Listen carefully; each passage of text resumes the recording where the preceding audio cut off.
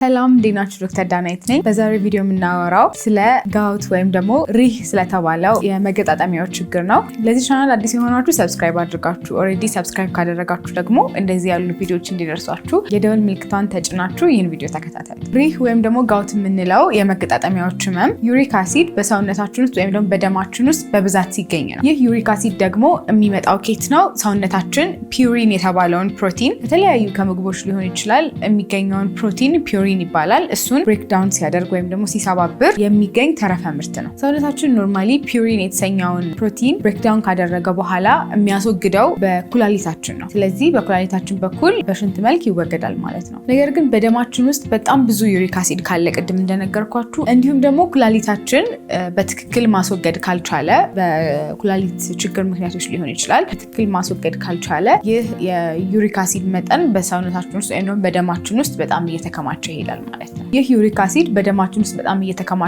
ይሄድና ስለማይወገድ ማለት ነው ወደ ትንንሽዬ ክሪስታሎች ይለወጣል ማለት ነው። እነዚህ ክሪስታሎች ናቸው በየመገጣጠሚያችን በኩል ተከማችተው ህመም እንዲፈጠር የሚያደርጉት ማለት ነው። እና እነዚህ ክሪስታሎች ደግሞ በብዛት የሚጠራቀሙት ምን ላይ ነው? ቢግ ቶ የምንለው ወይም ደግሞ የእግራችን የአውራ ጣት መገጣጠሚያዎች ላይ ነው በብዛት የሚከማቸው። እና እነዚህ ክሪስታሎች በጣም ህመም እንዲሰማን የሚያደርጉበት ምክንያት አወጣጣቸው እንደ መርፌ የመሰለ ነገር ነው፣ አበቃቀላቸው ማለት ነው። በፎቶ አስገባላችኋለሁ። እነዚህ ደግሞ በጣም ፔንፉል ነው የሚሆኑት ማለት ነው። በተጨማሪም ደግሞ እነዚህ ዩሪክ አሲድ የምንላቸው በጣቶቻችን እንዲሁም ደግሞ በተለያዩ መገጣጠሚያዎች ላይ በሚያርፉበት ሄደው በሚቀመጡበት ጊዜ ሰውነታችን እንደ ባዕድ ስለሚመለከታቸው ወይም ደግሞ እንደ የውጭ አካል ነገር ስለሚመለከታቸው አጌንስት ዳት ኢሚዩን ሲስተማችን የሰውነታችን የበሽታ መከላከል አቅም ሪያክት ያደርግና ኢንፍላሜሽን ይፈጠራል ወይም ደግሞ ብግነት ይፈጠራል። ያ ኢንፍላሜሽን ነው ምልክቶቹን የሚያሳየን። ከነዚህም ውስጥ እንዳልኳቸው አንደኛ በጣም ከፍተኛ የሆነ ህመም ነው። ሌሊት ተኝተን ሁላ ሳይቀር የሚሰማ ህመም አለ። እንዲሁም ደግሞ መቅላት የኢንፍላሜሽኖቹ ፓርት ማለት ነው። መቅላት፣ ማበጥ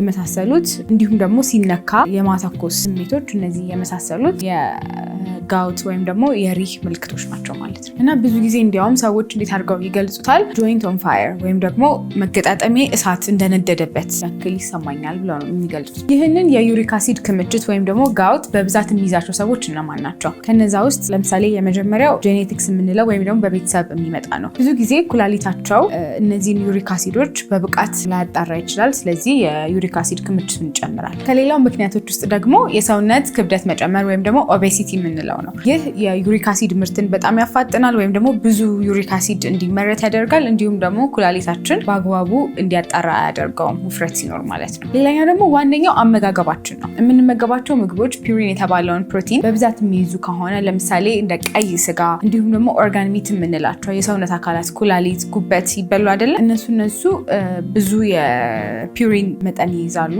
ሌላኛው ደግሞ ሰርዲን የምንላቸው የታሸጉ እነዚህ አሳዎች፣ የአልኮል መጠጦች እንዲሁም ደግሞ ስኳር የበዛባቸው ምግቦች ለነዚህ ለዩሪክ አሲድ መከማቸት በጣም ትልቅ አስተዋጽኦ ያደርጋሉ። በተለይ ደግሞ አልኮል ስፔሻሊ ቢራ የምንላቸው መጠጦች ኩላሊታችንን ስለሚጎዱ የማጣራት ሂደቱን በጣም ስለሚያዘገዩት የዩሪክ አሲድ እንዲከማቸው ያደርጋል ማለት። ሌላ ደግሞ ሜዲካል ኮንዲሽኖች ናቸው። የደም ግፊት፣ የስኳር ህመም ያለባቸው ሰዎች ለጋውት በጣም ተጠቂ ናቸው። እንዲሁም ደግሞ አንዳንድ መድኃኒቶች አሉ ከዩሪክ አሲድ ክሊራንስ ወይም ደግሞ ከዩሪክ አሲድ መወገድ ጋር ኢንተርፌር የሚያደርጉ የሚጋጩ መድኃኒቶች አሉ። ለምሳሌ እነዚህ የሚያሸኑ መድኃኒት የሚባሉ አሉ። ብዙ ጊዜ ለግፊት ታማሚዎች የሚሰጡት መድኃኒቶች ካወቃቸዋቸው ሉፕ ዳያሪቲክስ ታያዛይድስ ተብለው ይጠራሉ። እነሱ አሉ። እንዲሁም ደግሞ አስፕሪን በብዛት የምንጠቀም ከሆነ ለጋውት ተጋላጭ እንሆናለን። ከላይ የጠቀስኩላችሁ ምልክቶች መቅላት፣ ማበጥ፣ ማተኮስ እንዲሁም ደግሞ ህመም መሰማት የመሳሰሉት ምልክቶች ብዙ ጊዜ ከ24 ሰዓት አንስተው እንዲሁም ደግሞ ለቀናት ለሳምንታት ሊቆዩ ይችላሉ። ምልክቶቹ ወዲያው ህክምና ካልተደረገላቸው ማለት ነው። ሐኪሞች ጋውትን እንዴት አድርገው ነው ዳያግኖስ የሚያደርጉት ካላችሁኝ፣ አንደኛው ከታሪካችሁ ነው። ማለትም እንደዚህ አድርጎ ያመኛል፣ ህመሙ ባንዴ ነው የተነሳብኝ